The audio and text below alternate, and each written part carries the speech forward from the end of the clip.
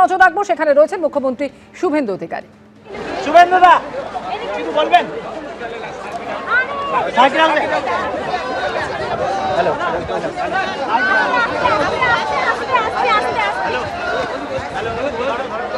রাজীব চৌধুরী আমাদের সঙ্গে রয়েছেন এই মুহূর্তে। রাজীব, আহতদের সঙ্গে দেখা করতে গেলেন মুখ্যমন্ত্রী।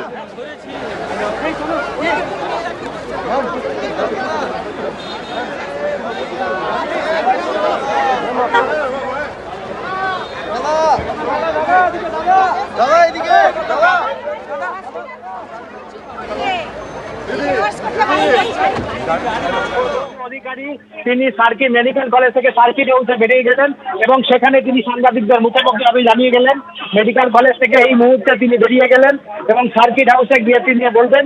ভিতরে তিনি সরাসরি কথা বললেন এবং কথা বলার পরে এই মুহূর্তে তিনি সার্কিট হাউসে এদিকে যাচ্ছেন এবং সার্কিট হাউসে গিয়ে তিনি কথা বলবেন বলে জানিয়েছেন। এবং মুখ্যমন্ত্রী যেটা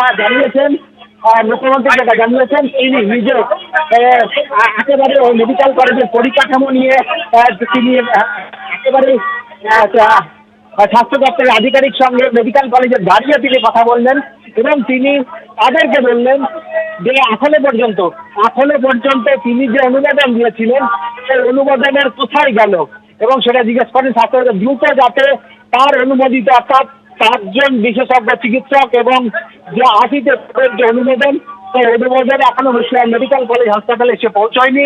সেই অনুমোদন যাতে দ্রুত পৌঁছয় মুখ্যমন্ত্রী তার জন্য বললেন এবং মুখ্যমন্ত্রী সরাসরি বলেন যে মুর্শিদাবাদ মেডিকেল কলেজ হাসপাতাল নিয়ে তিনি সার্কিট হাউসে সাংবাদিকদের মুখোমুখি হবেন। এই মুহূর্তে মুখ্যমন্ত্রীর কনভয় মেডিকেল কলেজ থেকে বেরিয়ে গেল এবং তিনি সার্কিট হাউসের দিকে রওনা দিয়েছেন। একেবারে অর্থাৎ মেডিকেল কলেজ থেকে বেরিয়ে গেলেন মুখ্যমন্ত্রী শুভেন্দু অধিকারী এবং এরপর তিনি সার্কিট হাউসে যাচ্ছেন।